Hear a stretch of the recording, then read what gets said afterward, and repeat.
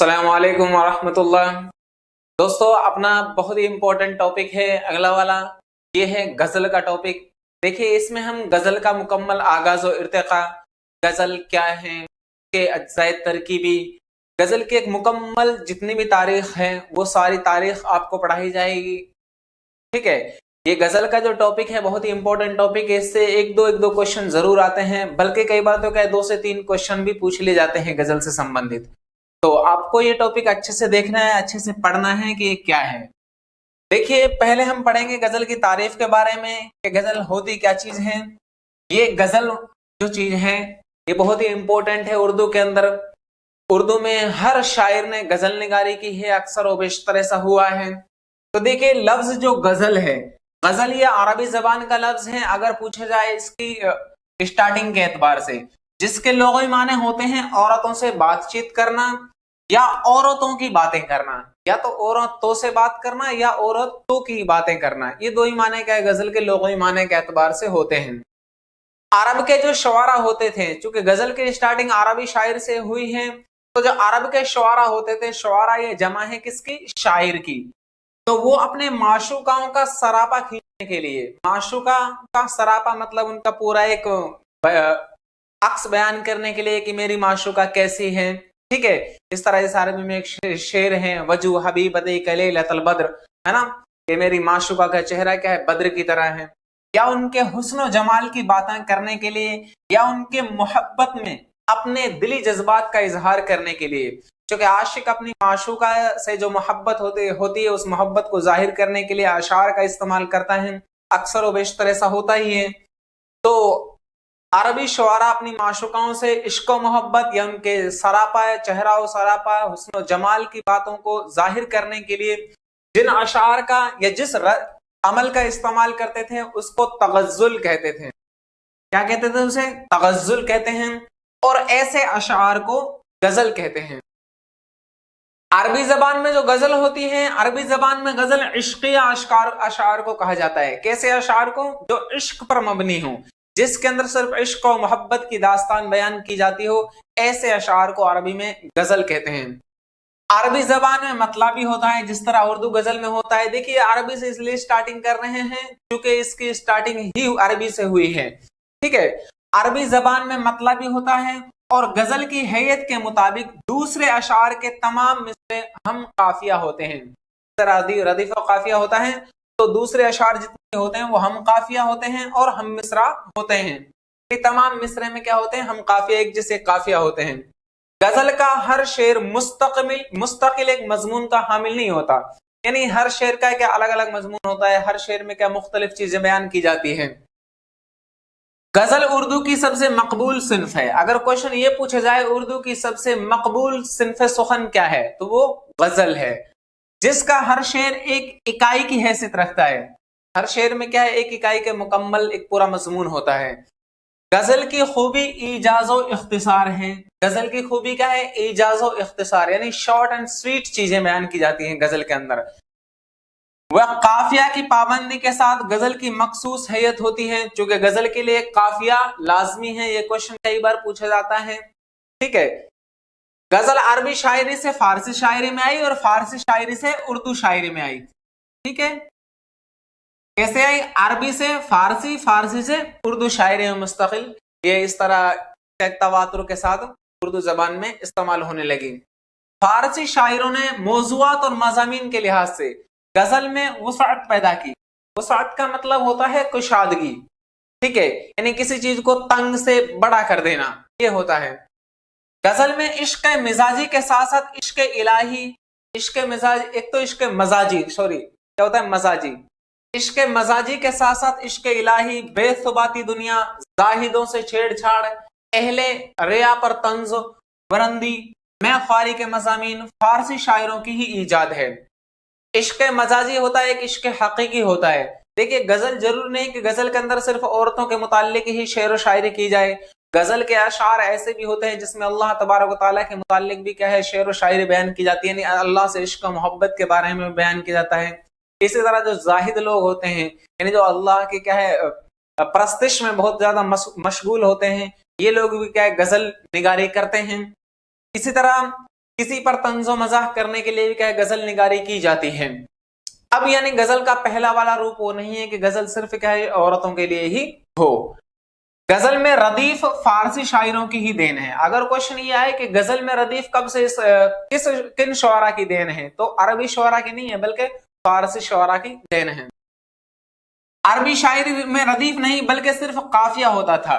जो अरबी शायरी थी, अरबी में जो गजल निगारी होती थी उसमें सिर्फ काफिया होता था, उसमें रदीफ नहीं होती थी। लेकिन जब ये अरबी से फारसी में आई तो इसमें रदीफ भी शामिल हो गया, और जब उर्दू में इस्तेमाल होने लगी तो उर्दू में भी क्या रदीफ और काफिया दोनों इस्तेमाल किए जाने लगे। गजल उर्दू अदब में फारसी अदब से आई, अब ये उर्दू की सबसे मकबूल सिन्फ सुखन बन गई है। ठीक है, उसके बाद देखिए फारसी की तरह उर्दू गजल में भी मौज़ूआत और मज़ामीन की कोई कैद नहीं, यानी किसी भी मौजू पर, किसी भी क्या मज़ामीन पर इसको लिखा जा सकता है, चाहे वो फलसफियाना हो, आशिकाना हो, जाहिदाना हो, हर तरह के मजमून इसके अंदर नज्म किए जा सकते हैं, बयान किए जा सकते हैं। ठीक है, यानी जरूरी नहीं कि वो सिर्फ इश्क के ऊपर ही लिखी गई हो, वो फलसफे के ऊपर भी लिखी जा सकती है, जाहिदाना अंदाज में भी लिखी जाती है, हर तरह से लिखी जा सकती है। गजल में इसी तरह अशार की तादाद भी मुकर्रर नहीं है।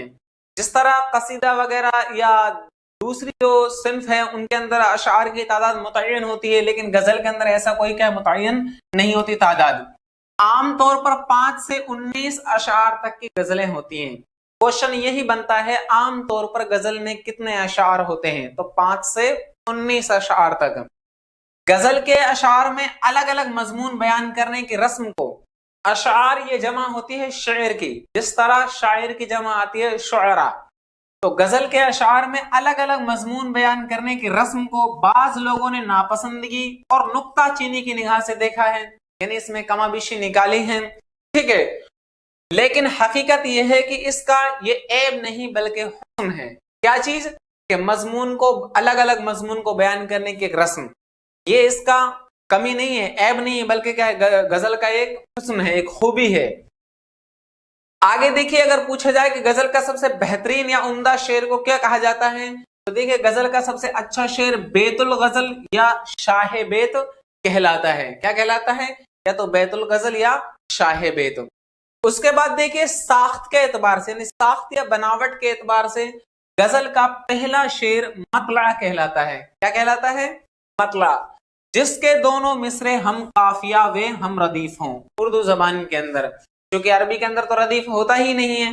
ठीक है, फारसी शुअरा ने रदीफ का इस्तेमाल किया, लेकिन अब हम सब कुछ जो पढ़ रहे हैं वो अकॉर्डिंग टू उर्दू लैंग्वेज पढ़ रहे हैं। तो उर्दू जबान में गजल का जो पहला शेर होता है उसे मतला कहते हैं, जिसके दोनों मिसरे कैसे होते हैं, हम काफिया वे हम रदीफ होते हैं, यानी दोनों के अंदर काफिया और रदीफ पाए जाते हैं। लेकिन अगर गजल का दूसरा शेर भी इसी तरह का हो, यानी जिसके दोनों मिसरों में काफिया और रदीफ पाए जाए, तो उसे कहा जाता है हुस्ने मतला या ज़ेबे मतला या मतलाए सानी। तीनों में से कोई सा नाम भी ऑप्शन में हो सकता है, हुस्ने मतला, ज़ेबे मतला या मतलाए सानी।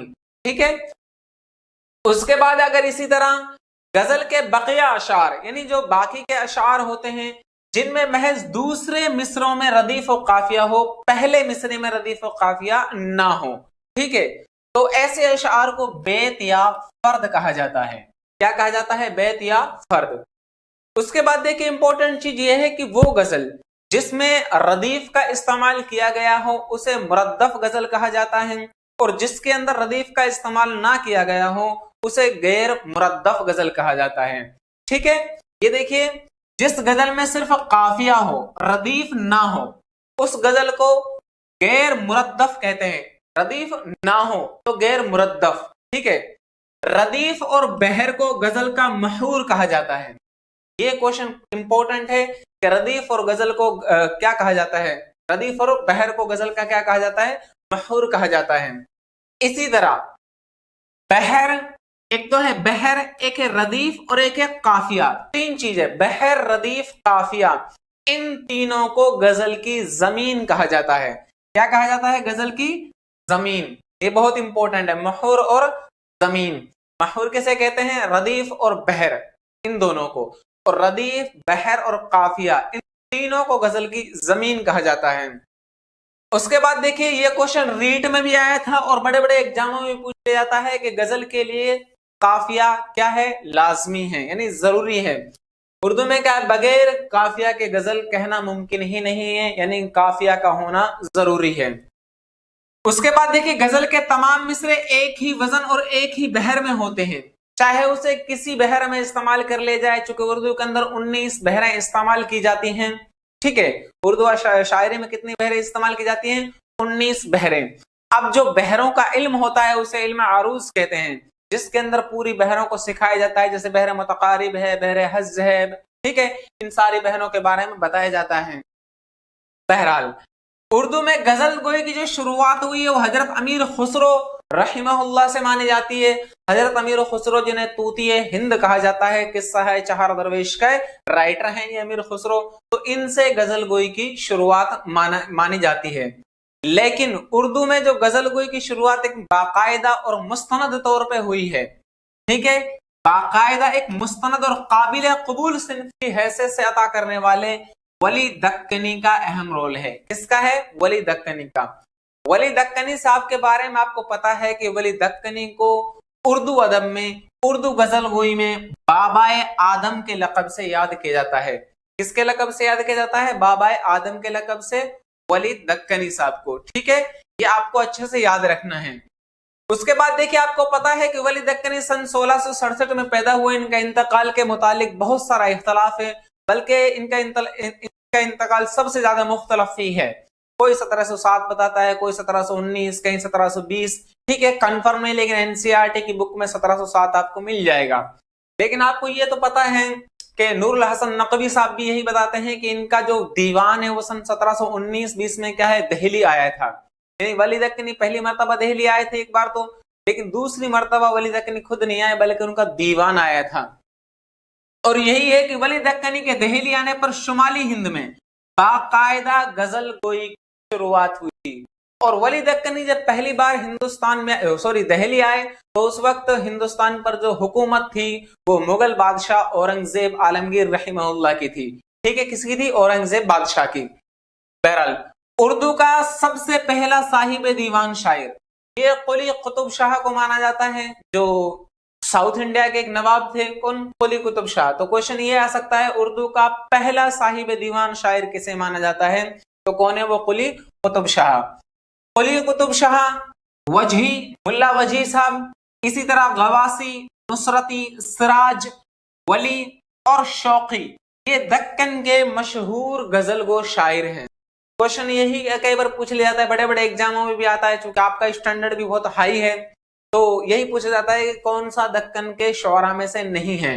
تو دیکھیے یہ دکن کے غزل گو شعراء ہیں، ایک تو قلی قطب شاہ ہے، وجہی ہے، غواسی، نصرتی، سراج، ولی، شوقی، یہ دکن کے مشہور و معروف غزل گو شاعر ہیں۔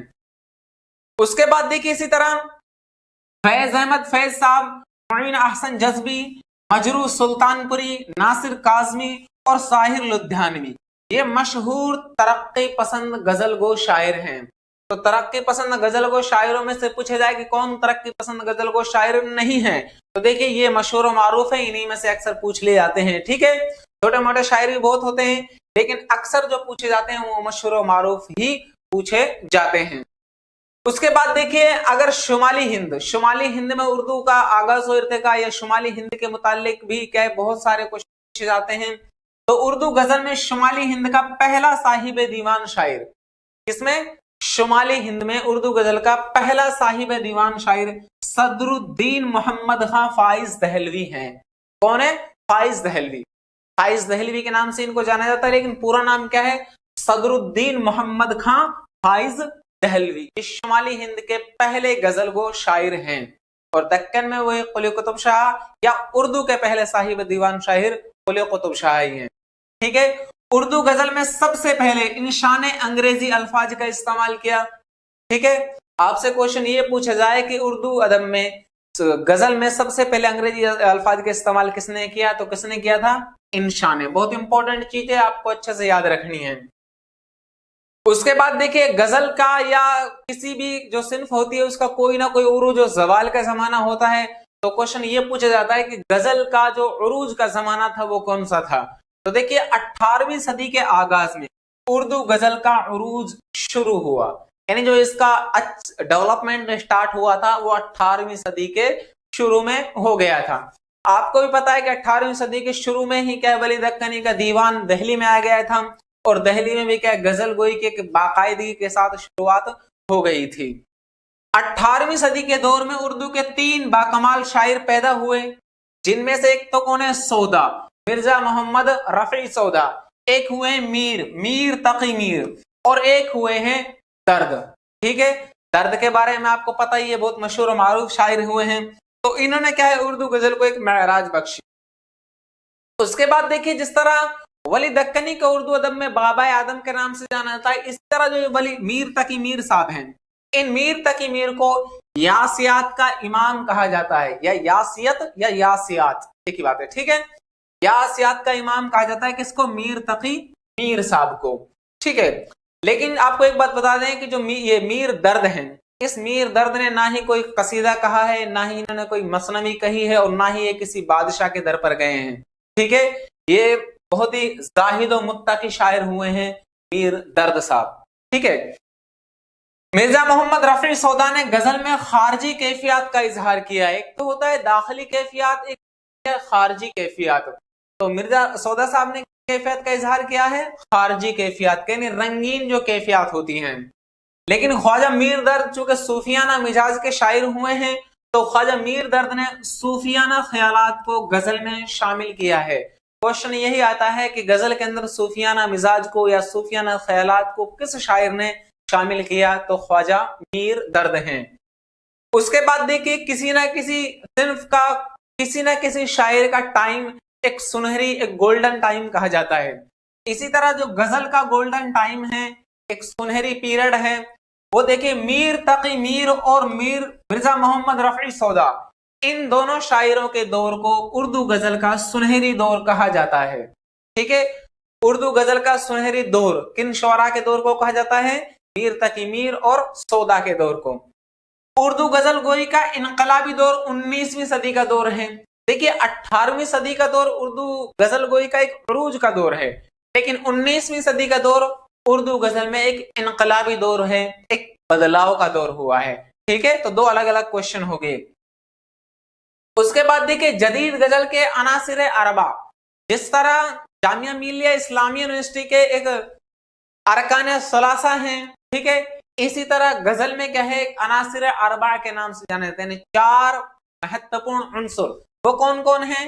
ایک تو ہے اصغر گونڈوی، ایک ہے جگر مراد آبادی، ایک ہے فانی بدایونی، اور ایک ہوا ہے حسرت، مولانا حسرت موہانی۔ ان چاروں کو جدید غزل کے عناصر اربع کہا جاتا ہے۔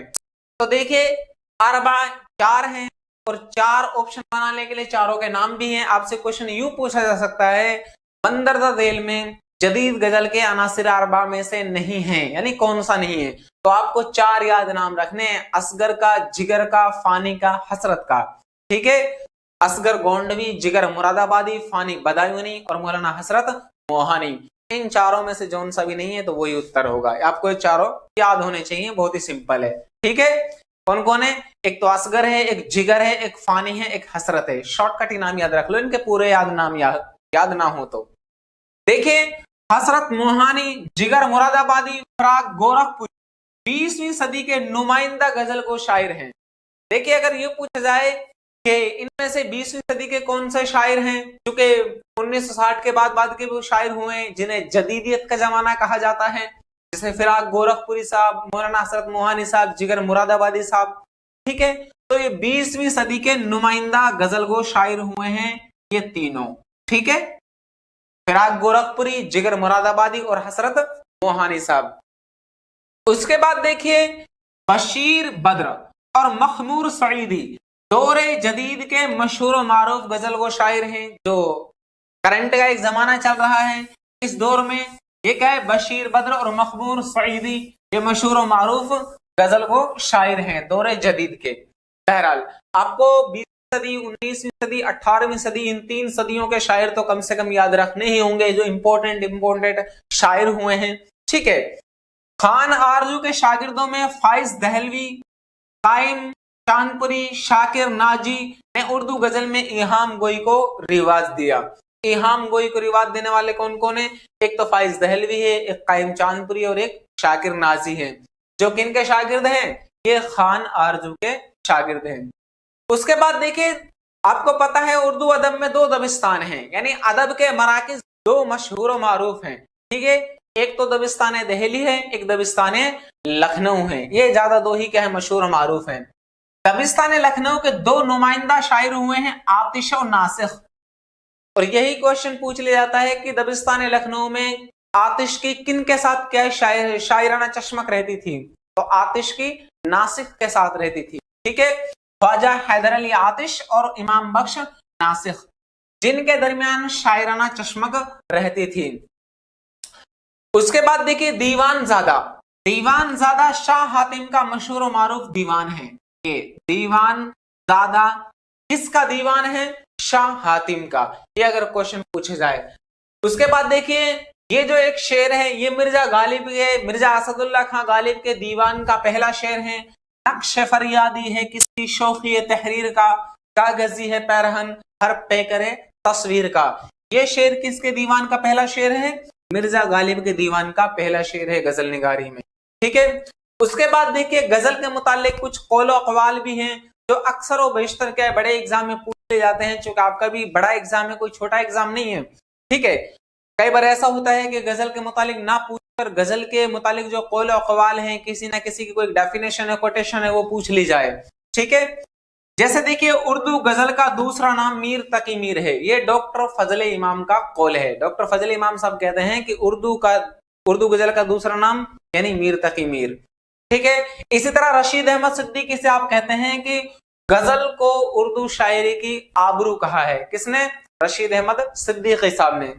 इसी तरह रशीद अहमद सिद्दीकी साहब का एक और कौल है, वो कहते हैं गजल इंतहाओं का एक सिलसिला है। क्या है? इंतहाओं का सिलसिला। इसी तरह रशीद अहमद सिद्दीकी साहब कहते हैं शायरी दुनिया की मादरी जबान है, यानी दुनिया जिस जबान में बात करती है वो शायरी है।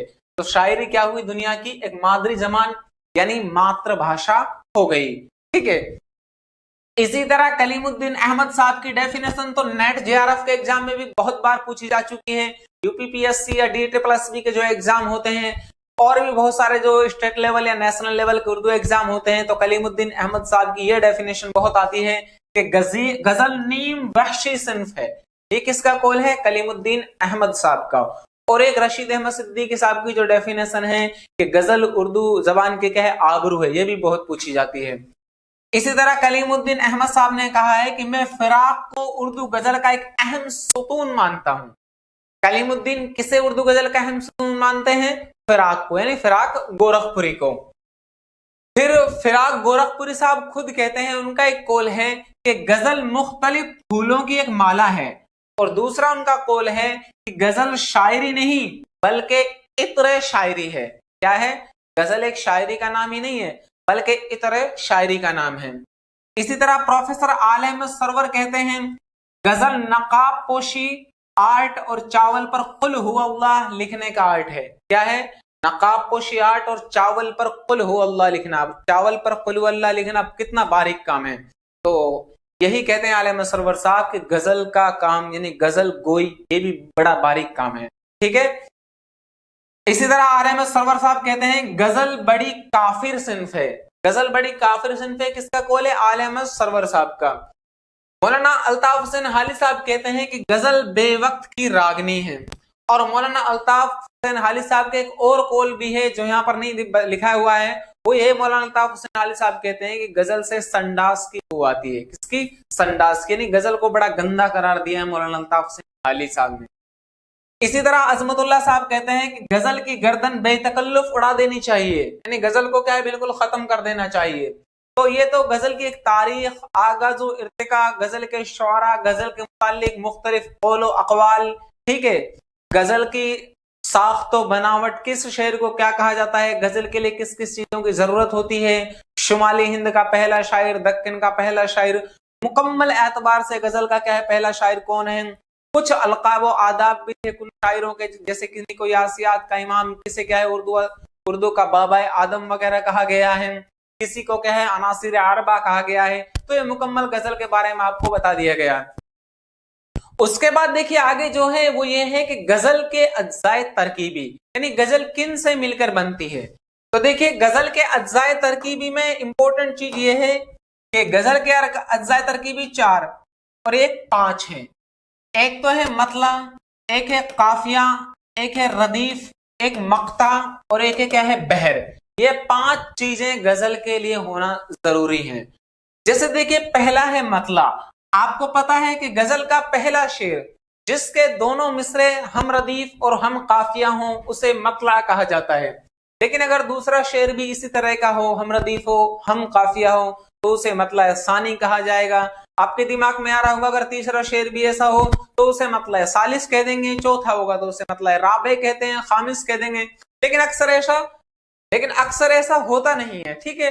अक्सर 2 या 3 शेर तक ही ऐसा होता है कि वो हम रदीफ और हम काफिया हो, ठीक है। जैसे देखिए मौलाना अल्ताफ हुसैन हाली साहब का एक गजल है, अब भागते हैं साया इश्क बुता से हम, कुछ दिल से है डरे कुछ आसमां से हम।